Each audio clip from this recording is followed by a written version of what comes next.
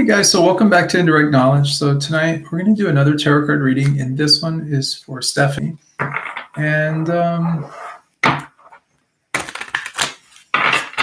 this is one I think many of you guys may be able to relate to or have had experiences with in the past to some degree. And before I get into the reading, I need to maybe get on my soapbox for just a minute. Here's the thing. So sometimes we learn who people are over time, and we get to know them, and we care a great deal about that person. Now, the thing is that we can actually like someone or love someone that has completely different views, completely different mindset, all those kind of things than what we do. Different opinions. Opposites really can attract. And the longer that you have a history with someone, whether it's a friendship or some kind of connection or just some communication back and forth, it tends to be that the stronger that connection builds. So we get sort of like it can become very like, we can't really think of ourselves being with anyone else. Because we have such a history with this person, and this is the person that we want, and vice versa. That person, after spending a good amount of time getting to know us, may feel the same way about us. And here's the thing: opposites can attract, but at the same time, opposites still have differences. But no matter who you get with, there's always going to be some differences. It could be religion or politics or it could be just silly things, things that you wouldn't even think that would cause a rift or some kind of disagreement or anything like that. It could be about like where a person lives. Like, do we live in a suburb? Do we live in the country? Do we live in this state, or do we live in that state? Do we live by our parents? Do we live by this person's parents? So, there's so many different variables. So as far as the things that would prevent someone from being together, it really comes down to, honestly, what can we handle?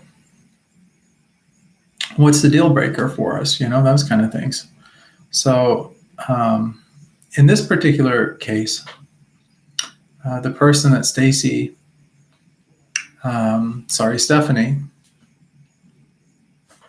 is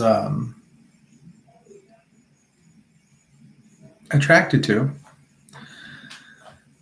This guy is, and I'm not going to tell what his name is or anything like that, just to protect his privacy, but also to protect Stephanie's privacy and everything as well.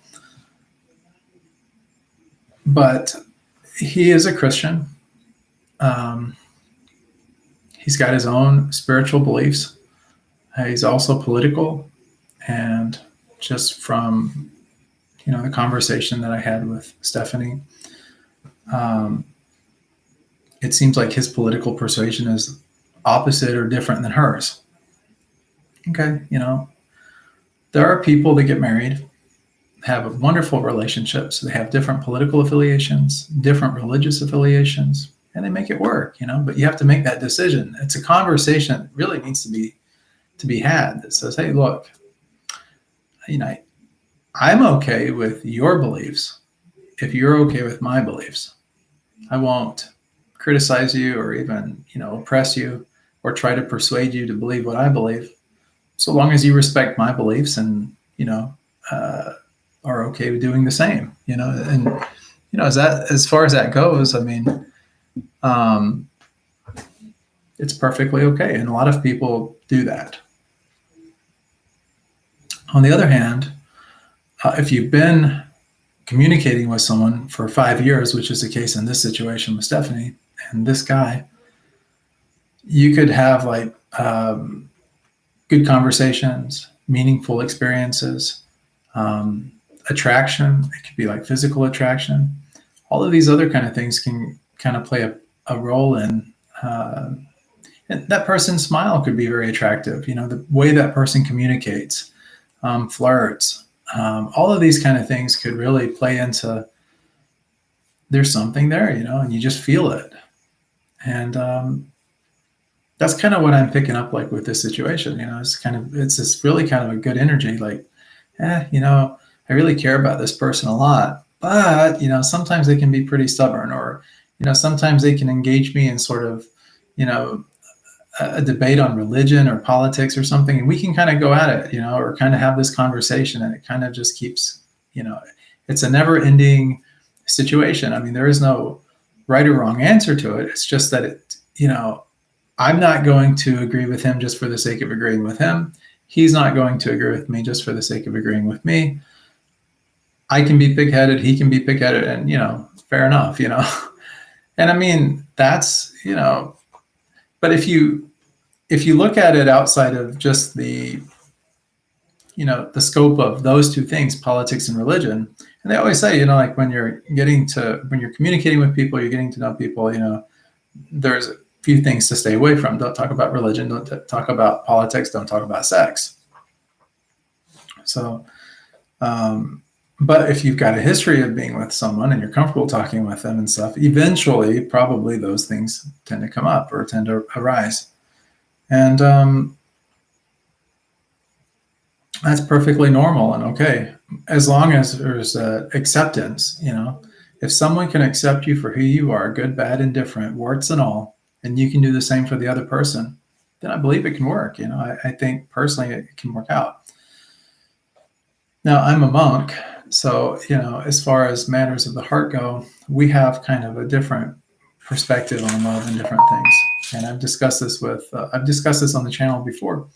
But also keep in mind, though, that as a spiritual director, I have a lot of conversations with people that are related to relationships all the time. And so people come to us for couples therapy kind of stuff, or to connect, or to kind of figure things out, to see how things can kind of work out between each other, or if someone's faith is not as strong as someone else's faith, or if someone's having doubts or negativity towards something and then the other person isn't, sometimes there can be rifts there. And so they might come to me and we have a conversation and see what we can work out. So from that, I do have a lot of experience, like talking with people as far as matters of the heart go. Happens quite all the time, in fact. But from a monk's perspective, in terms of what love is, our system of belief, or the way that we view love, is that it's devotional service. We call it bhakti yoga, but what it basically boils down to is this: when you love someone, you serve that person. You can always tell what a person really cares about. This is sort of like psychology in general. You can always tell what a person is most interested in, or loves the most, or is really attracted to the most, or really cares about what's most important to that person in their life, through the conversations or just through the observance of what they do. A person, when they love something, or they're married to an ideal, or a person, or a concept, or an idea, or an individual in general. And I say married, I don't mean like in the literal sense of marriage. I just mean married in terms of like paired with it.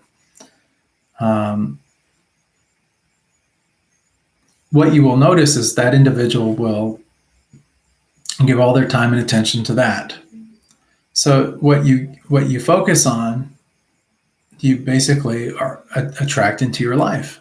And that's sort of like, if you want to look at it kind of from a spiritual perspective of like law of attraction, that was sort of a philosophy that's been thrown out there quite a lot in the past and everything, and throughout history. But law of attraction is like what you think about, you bring about. These kind of concepts. Thoughts create things. But it's all really about attention. In Sanskrit, we have a word called dhyanam. Dhyanam means attention.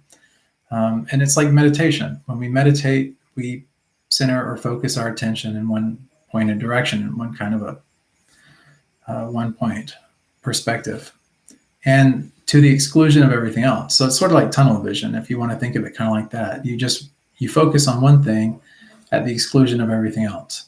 And that's sort of like when you love someone, or you love God, or a concept or an idea, or whatever it is, a philosophy, political, whatever, that's what you give all your attention to. And you can tell just by having a conversation with someone for 5 minutes kind of where their heart is, what they're most attracted to, what is really going on with them. Sometimes though, people, they get kind of like a cognitive dissonance, or sort of like a buyer's remorse, because they get so attached to an idea that they let other aspects of their life, or things that they care about, kind of slip out from underneath them. It's like the sands of an hourglass just kind of, and one day that hourglass is empty. So it doesn't mean there's not redemption, though. You can always flip it back over and start all over again. In other words, you can always go back to a relationship that maybe wasn't exactly the forefront of our attention in one moment in time, and then later on revisit that and maybe have some redemption there, be able to turn things around again, flip things back up on their head. And so with the relationship kind of status and all, it's like what you really focus on is what you're going to get. What you serve is what you're most attracting into your life. Now, why is that so? So let's just look at it, just really common sense here, okay? I think it's probably the easiest way for me to do it. Let's just assume here for a moment that,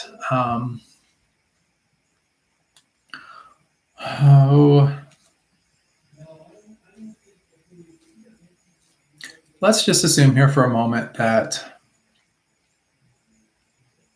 you went out tomorrow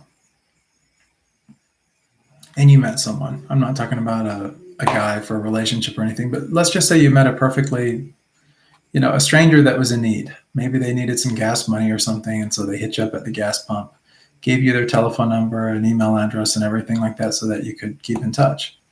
So let's just say that, okay, you give them $20 so they can fill up their tank or get a little bit of gas to get them to where they need to go. So that's a nice, kind thing to do for someone. It may have been legitimate. It may not have been. Didn't matter to you. You just wanted to help this person. You didn't need the $20, so it wasn't going to hurt you at all. So you give them the $20. Now that person could have taken the $20. They could have bought alcohol, drugs. They could have used it for some scrupulous reasons or something like that. Or they could have done as they told you or promised you that they were going to do. They could have actually went and filled up their car with gas to get to where they needed to go. Doesn't matter. It doesn't honestly matter what they use the money for. You would like to think that you helped the person, out of a situation that they really needed. But if you said to yourself before giving them the money that, hey, I don't care really what this person does with the money. They're telling me this story. I don't really care about the story. I just care that in this moment, this person needs $20. I'm going to give them the $20, and we'll just kind of go with that. And you're doing it because it's in your heart to do it. You want to help this person. It's not because you feel obliged to do it. It's not because this person is really trying to drive home this point, really trying to persuade you or deceive you or any of that kind of stuff. It's not because other people are going to judge you if you don't give them the $20. It has nothing to do with any of those things. It's only for one reason and one reason only. You want to do it from the heart. So you do. And you walk away from that situation. So you guys exchanged phone numbers. A couple days later, you, just out of curiosity, you want to check in on this person. So you text message them or something, or you email them. And just a nice thing saying, look, I hope everything worked out good for you and this, that, and the other, and blah, blah, blah. If you need anything else, please reach out to me. And so let's just say that the person reaches back out to you. Now, when they reach out to you, they say, thank you so much. It was really nice meeting you the other day. I'd like to return the favor. I'm in the area and stuff like that. I've got my wallet now. I'd like to take you out for lunch if that's okay. So you say, okay, yeah, that's fine. If that's what you'd like to do, sure, no problem. So they take you out to lunch. You have a great time. Everything is good. Now let's skip forward about a month later. Okay, so you guys have had a little bit of conversation back and forth. Now here's the thing. Now this person is you're sort of attracted to this person, but you're attracted because they have a good heart too. Um, there's something about this person that really just connects with you on some kind of a soul level, or maybe it's just an everyday general level, just something that you'd like to explore. Doesn't mean that you're all in love or hot and heavy for this person, or that you want to have a physical relationship. None of that kind of stuff. It's just that this is someone that is a nice person you get on nicely with. You don't really know them that well, but you're enjoying the experience of getting to know them over time. So it's relatively new. Let's say, though, like you skip forward another month later. Now the relationship is like, you're getting to know this person better. You're trusting this person more. Now you're like really kind of attracted to this person. You decide to commit yourself more to this person. You may not do it consciously. It may be very unconscious in the fact that you're deciding to do this. So you decide, okay, I'm going to bake this person an apple pie because they love apples. They grew up on an apple farm. You like apple pie. You know the best recipe for making those apple pies. You put the 7-Up in and all that. It's going to be the best apple pie this person's ever had. You're really excited to be able to share this with them. So you do that and you give it to them. A week later and stuff like that, you think to yourself, you know what? This person has mentioned that they like violets. So you go out and you buy some violets, some flowers, just for, to surprise them. Maybe buy them a potted plant with some violets or something. So you give it to them.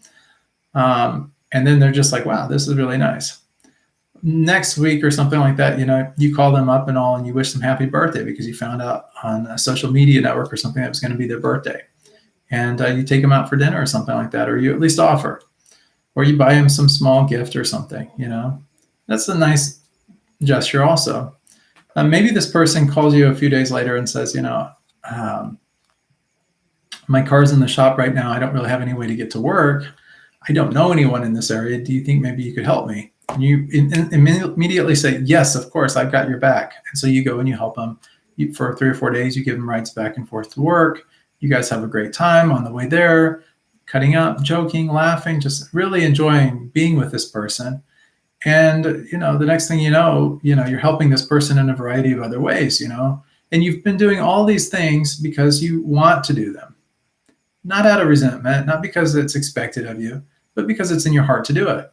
If this person left your life tomorrow and said they never want to see you again, have anything to do with you, and that give you any reason why, it wouldn't change the fact that you still care about this person, that you enjoy doing nice things for this person. There wouldn't be no resentment there. There wouldn't be any hard feelings or anything, because you were doing something from the heart for them, because you wanted to do it, not for any other reason, not because it was expected or you wanted to impress this person or any of that kind of stuff. It was just because they shared with you some of the things that they like, and you just wanted to help them. You listened to them and you kind of said, okay, I want to serve this person. That's devotional service. Okay.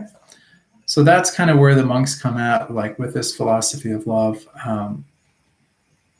this bhakti yoga and stuff, this philosophy. And so it's about service. It's about helping. It's about doing it for no other reason other than it's in your heart to do it. And it's huge. Like once you really understand this, relationships become very easy, or not easy, but at least much more, well, let's just say long lasting. Because then, if you ever find yourself doing something out of resentment, time to stop, pause for just a minute and ask yourself this: why am I feeling this resentment? Like I do everything for this person and they never do nothing for me. Okay, well, there you go right there. That's the reason. When you truly love someone, you do it not for the things that this person does for you or the value that they add to your life or how much they enrich your life. Nothing about that. True love, honestly, is when you do things without the expectation of anything in return. Okay, so I'll give an example. Today, there was an elderly gentleman.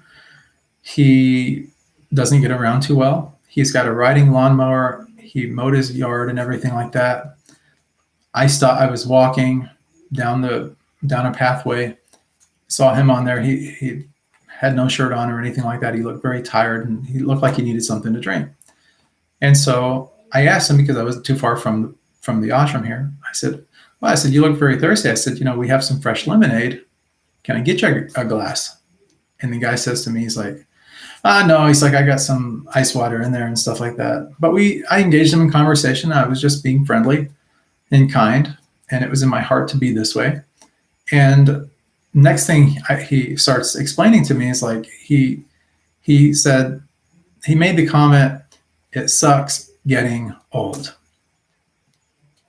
And I said, well, the older that we get, the less our bodies function, the more aches and pains we might have.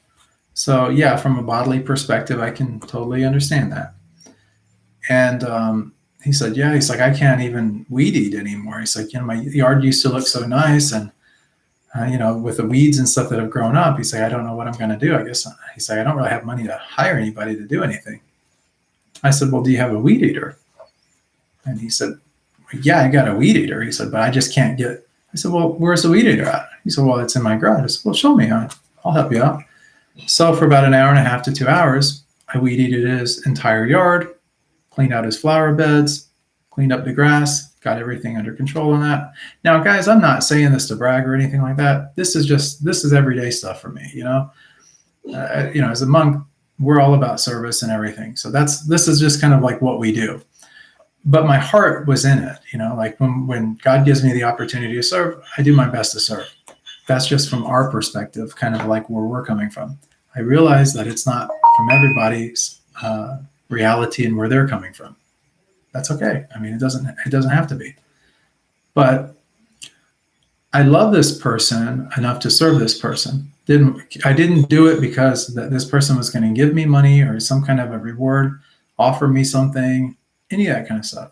Had nothing to do with that. I did it just because it was in my heart to do it. So there was no resentment. So I spent a couple hours doing it. I knew at any moment that if I got tired, or if I needed to step away or take a break, I could stop, I mean, I had nothing. There was no reason for me not to. I was in the position to be able to do that. So there was no resentment. But I did a nice job. I did the best job I could. I made the effort. And afterwards, he came out and stuff. I was getting ready to leave, and he approached me. And he's like, hey, stop. I said, yeah. He's like, hey, and he looked around and kind of surveyed everything. He's like, wow. He's like, I didn't realize you were still here. He's like, wow. He's like, it looks amazing out here. I said, well, just try to make an effort, no big deal. And he's like, well, what do I owe you? I said, you don't owe me anything. I did it just from my heart. So anyway, but do you see where I'm kind of going with all of this? It's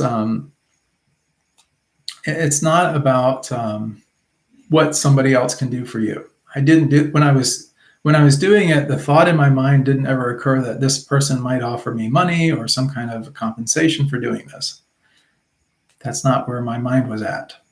Now, I do realize that, maybe in my youth or something like that, when I was much younger, had I done something like that, maybe the thought would have entered my mind, and maybe I would have thought to myself, well, maybe I'll get some kind of compensation out of this, or maybe this person would donate, or help me out a little bit. I'm kind of broke. I could use an extra $20 or $10 or whatever. That might have been the case back then, but nowadays with where I'm at, that's just not part of my reality. It doesn't really fit the bill. So that's love. That's love. I mean, I did it just purely out of love. When you love someone and you want to help that person or serve that person in that capacity, and you care a great deal about that person, that's what you naturally do. I mean, there's no resentment there. There's no, you're not judging yourself that you're giving up your needs for somebody else's needs. It has nothing to do with that. I mean, your needs are always there, but when you're more focused on other people and serving them and the people that you love and care about, then in a sense, that really does fulfill, if that's your need, then that fulfills the need. And that's my need, So my need is to help as many people as I can, or to do as much nice or as much good as I possibly can. It makes me feel good. And that's, of course, one of my needs, but it's an indirect need. My foremost thing is thinking of other people, trying to do the best I can to help other people. Life is very short, So, I mean, here today, gone tomorrow. There's a lot of some experiences that we'll have in between, but what is the meaning of it all? How do we want to define it? How do we want to live our lives? And what type of person do we want to be? these are all kind of questions, like almost philosophical in nature, that at some point in our life, people generally tend to ask themselves. And then they start to really either act on those things or not, or they get sidetracked with other aspects of life, and all these kind of things happen. But, it's just what it is. But I share all of this not to be all long-winded and everything like that, or to detract from doing the reading or any of that. I do it just because I think it's important that if you want to really know the secret to making relationships last, it's this concept of devotional service, doing for others without the expectation of anything in return, doing it from the heart, without needing anything from anyone. If you can do that, it makes you very attractive. So now this guy, when he sees me walking and all, he may say hello to me, may wave at me, or he may not. I mean, I don't know. Will I probably weed heat his yard again, pull some weeds and stuff for him again? If I see him out there and, my schedule permits, definitely I'll help him. Why not? It's in my heart to do that. And then that builds a relationship. But do you see, like, it's very attractive, like for him in his situation where he's unable to do this kind of thing, and he doesn't really have the money to hire someone to do it. If he has someone that lives in the vicinity that's willing to help him out, that's just, it makes him feel really good, right? And so I become very attractive to him. And I'm just using this as kind of an example. Now, some of you watching this may be thinking, well, yeah, he's attracted to you. He's getting free labor out of you. That's, who wouldn't, who wouldn't be attracted to that? That is the point. That's the point I'm trying to make. Free labor, free love, free help, nurturing. Think about parental love for a minute, okay? For all you parents out there, you'll probably be able to relate to this on some level. So when you have a child, you nurture that child, you love that child, hopefully. I mean, maybe not in every case this is the situation, but in most cases, I would probably generalize that this would be the case. And you put your children first. You put their needs before your needs. They're little children, they need help and guidance and all this kind of stuff. And you want to give them the best life possible and hopefully give them a better life. We always say, want to give you a better life than I give myself or than I had, something along those lines. And it's very selfless. It's a very selfless kind of love. And there's a connection between a parent and a child that runs very deep. And that connection is lifelong.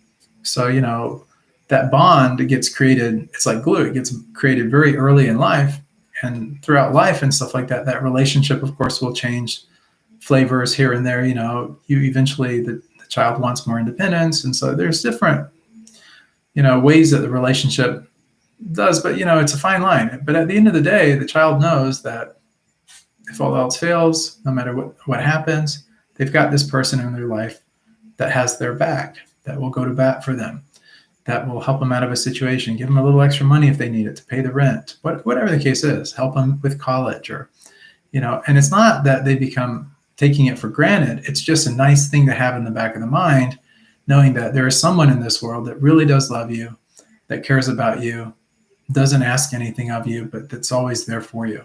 And it makes you very, very attractive. That's why a lot of times, like in relationships, I see this a lot of times with someone that had a really great childhood. They compare their parent with the person that they're interested in being with. And they try to make a connection there. And now the truth is that people can be very different, and we might size someone up based on other relationships that you've had, and that's kind of like your, where you set the bar. And if this person doesn't meet that bar or meet up to that expectation that you have, you ostracize them, you get rid of them. That's not someone for you. But when you truly love someone, or you really want to, if there's somebody that's the apple of your eye, you're very attracted to this person, someone that you would really like to have in your life, and you want this relationship to really work. And I'm saying that you don't just like them just from looks, but that you genuinely like them as a person. And you really want to be in a relationship with this person and have a future with this person. The secret is to make yourself more attractive to this person than anybody else. How do you do that? Through service, through love, through unalloyed love, and devotion, commitment, vows, all these kind of things. You commit yourself 100% to that mission or that goal. And if you do that, then, this person cannot not be with you, because they can't think of being with anyone else, because no one is going to love them or be in their corner or give them what you give them. You see, that's it. But it is a commitment.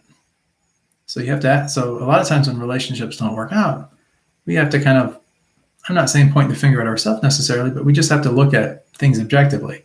How much commitment did we really give to the relationship? Were we 100% committed? Is this something that we really made an effort to do nice for? So, all right, enough said. I'm going to get to the reading now, but I just wanted to share that a little bit, because oftentimes, like with relationships and how things work, if we're curious, if this thing's been going on for 5 years, obviously there's some kind of a connection there. You definitely care about this person, and probably the longer you've known this person, the more you've gotten to know this person. And that just means that you've gotten to know their good, bad, and indifferent, all the good things that make them who they are. And on some level, you've accepted them for who they are. And now you're just hoping that they accept you for who you are as well. Well, you don't have to hope so much about that. All you really got to do, as far as this goes, is just continue to serve. Because the more that you do that, the more that this person is going to continue to develop a relationship with you and want to be with you. And it's just going to deepen and deepen and deepen until one day, don't know exactly when, but when the time is right, that question will be popped. That ring will slip on your finger, and the rest will take care of itself. Let's do the reading though.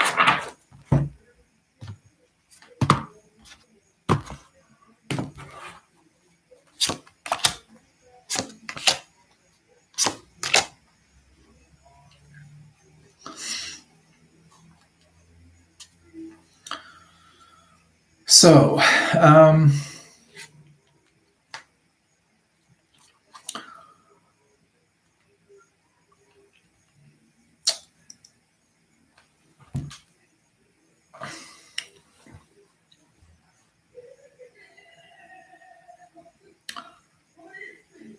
the first card that we have in the reading and all is the World.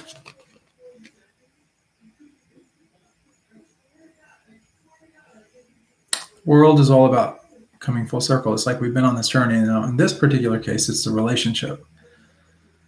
This relationship has gone full circle. You know this person, you know what they're made of, you know who they are, you know how they act, you know their quirks, you know a bunch about this person. I mean, come on, it's been 5 years. I mean, you should know a little bit about this person. But anyways, that's what this card is symbolic of. The next card that we have is the Knight of Wands.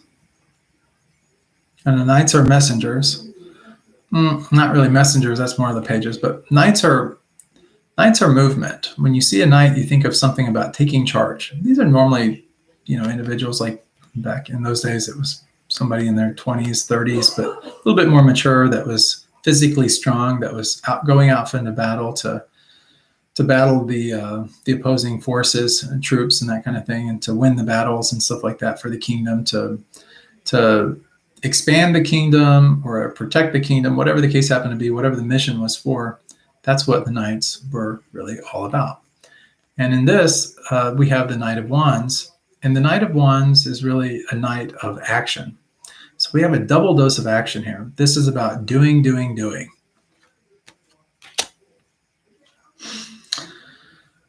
The last card that we have in the reading is the Emperor.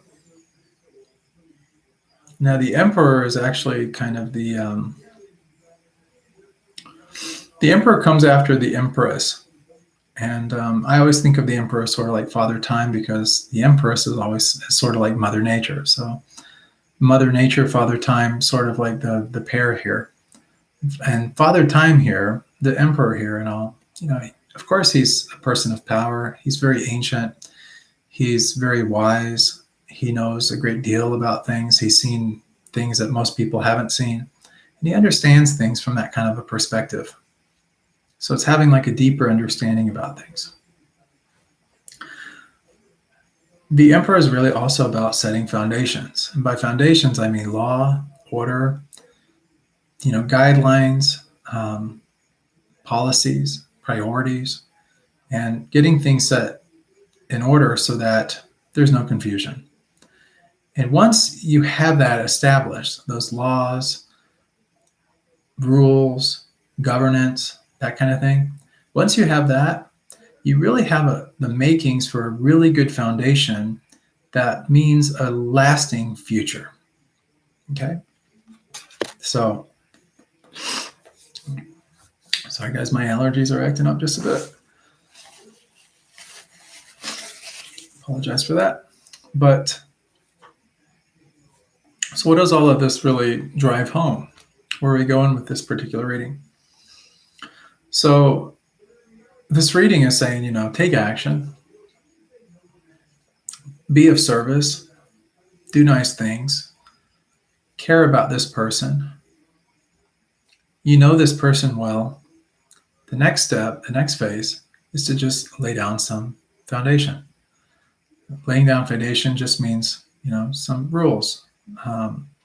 If you get this is anything, even us monks, if you're living under one roof and you have a collective, a group of people, if you don't have rules on how things operate, you're going to have chaos in the household.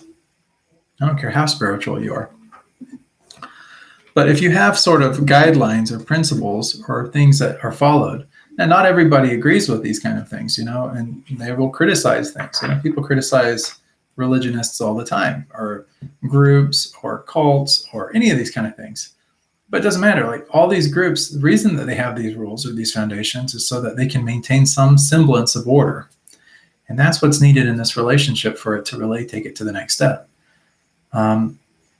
It's understanding that, okay, I get that you're of a different religion or that you have your different beliefs. I have my different beliefs and things as well. I respect yours. Please respect mine. This is what I'm willing to do. This is what I'm not willing to do. Do you want to make an effort with me and see if we can make this thing work? Or you might say something along the lines of like, okay, so we've got some differences. Everybody does. Now let's talk about what we have in common and see what we can do with that. And from that, let's just say, okay, if we decided we want to move in together, or if we decided we want to get married, what would that look like for us? Like, what would happen if we have children? Which religion are we going to raise the children? Is it important for you to have them be raised in a certain religious kind of ideology? Because if it is, then maybe I can't handle that because maybe I would prefer more of this. But if you're okay with this, then, maybe it would work. But these are conversations that you just have to have with one another in order to kind of see about making things work and, working through the things. But logistically speaking, if you get those things ironed out, it really takes away a lot of the confusion. And then it gives the other person a little bit of time to kind of think about things and say, okay, you know what? I really love this person. Let's do it. Let's make this thing work and then take the relationship to the next level. Now, as far as what I'm seeing and all, I kind of see that could be the case. I don't really pick up a lot of negativity as far as like, the energy goes. So for me personally, I'm seeing that this relationship could very well work out nicely and that you don't necessarily have to go in another direction or go find someone else online. Unless, of course, you're starting to have second thoughts or you're starting to feel a sense of resentment that maybe you've put in 5 years of effort and this person isn't really reciprocating. If you're starting to feel that way and all, don't do things just because you're so heavily invested in them already. Follow your heart in that regard. But I think your heart is really with this person, and I think if that's the case, if you're truly committed to this person, you won't even want to think about being with anybody else. Maybe the thought of even doing some online dating or to try to be with someone else just seems like such a bad idea, just mentally. And it may not even seem like a bad idea consciously. It may just be one that just is like, this is just too much for me to deal with right now.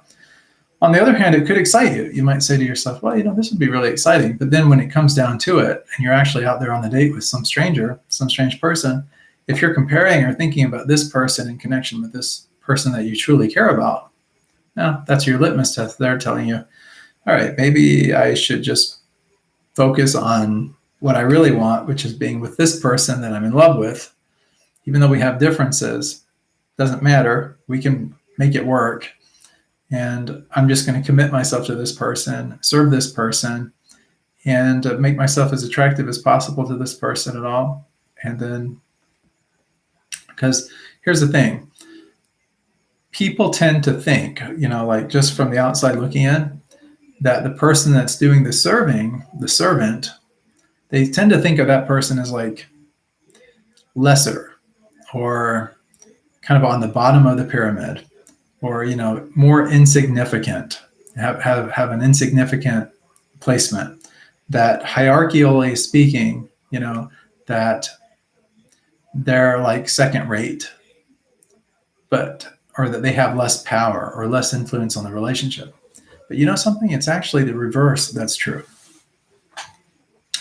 The servant, the one doing the serving, the one that's actually doing the assisting and the helping in that person has far more weight than the person that they're serving.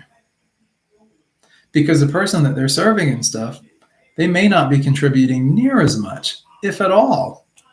But it doesn't matter to this person because they're doing it completely out of love. Love is always going to cover up everything else in life. At the end of the day, it's where our heart is that matters more than anything. And that's, we'll sleep on our pillow much easier at night knowing that we are serving the person that we want to serve, that we want to be with, that we want to commit ourselves to.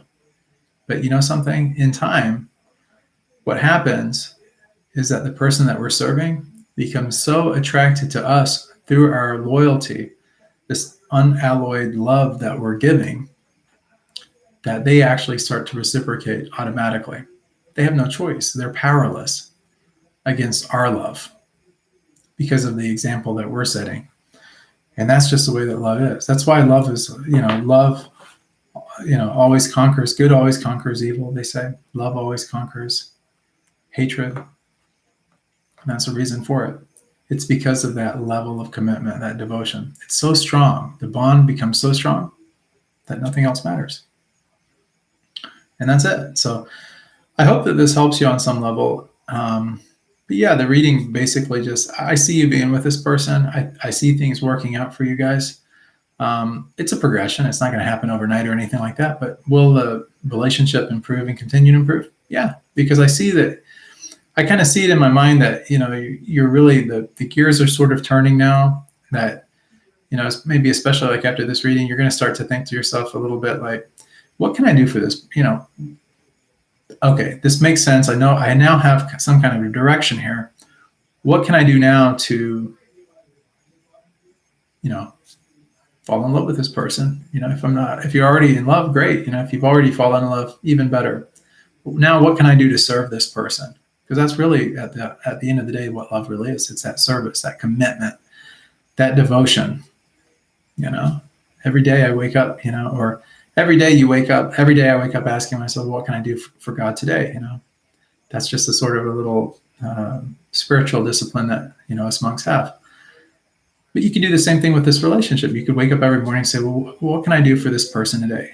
What can I do to make this person's day a little bit brighter, a little bit happier? It's the little things. It doesn't have to be even spending money or anything like that. It could just be how you spend your time with this person, what conversations you have, how much you enrich the world with this person. And if the person starts to, take a conversation in a certain direction that maybe it's inappropriate or uncomfortable, maybe they're getting very religious or, putting their beliefs on you and you don't really want to hear those beliefs, just change the topic. It's not really that hard to do. You can listen to someone say, oh, that's fantastic. And then you can just simply switch gears with them and say, hey, I was just curious about something though, not to change topic here, but you were talking about your car. Did you ever get your car fixed the other day? And if so, what was wrong with it? You just take the conversation in a different direction. It's that simple. So it might not be as interesting of a conversation, but it's a great segue into something else, right? It could be anything. And people, once they start talking about something else, they won't even think about the conversation they were having. So often the conversations we have with people, no matter even the deeper ones about religion or spirit, whatever, after a day or two, they're forgotten anyway. So what significance did they really have? Only the significance in that particular moment. But in terms of a long-term play, it's kind of irrelevant, really, if you really just stop and consciously think about it. So, I mean, everyone has their own beliefs and their own way of looking at the world and their own model of reality, and can accept that and agree to disagree sometimes. And that's okay. It's one of the great mysteries that we have this ability to have differences and to still get along and to still exist and coexist together in a nice way and in a loving way and in a sweet way. So yeah, I hope that this helps you to some degree. You got a really good reading here. I've got really good feelings here for you guys. So anyway, thank you so much. If you guys need anything, please reach out to me. I'm always available. Here, I'll have all the information in the description below this video. If you guys would like to, I'm not talking about Stephanie and you guys, but I'm saying anyone watching this, if you would like to help the monks, kind of our mission in terms of spreading love for God to others through our service and the help that we do, you're welcome to do that. You can just go to helpbydonating.com, give a donation if you like, or not, it's up to you. And then if you'd like a tarot card reading, or if you would like some spiritual direction, anything like that, all that information's in the description below this video. Please check that out. Of course, like the video, subscribe to the channel if you haven't already, hit the bell notification, and then when we come online, you can ask questions, and we'll answer your questions here online. And yeah, that's pretty much it. So thanks for tuning in. I hope to see you guys on the next episode of Indirect Knowledge. Much love, many blessings.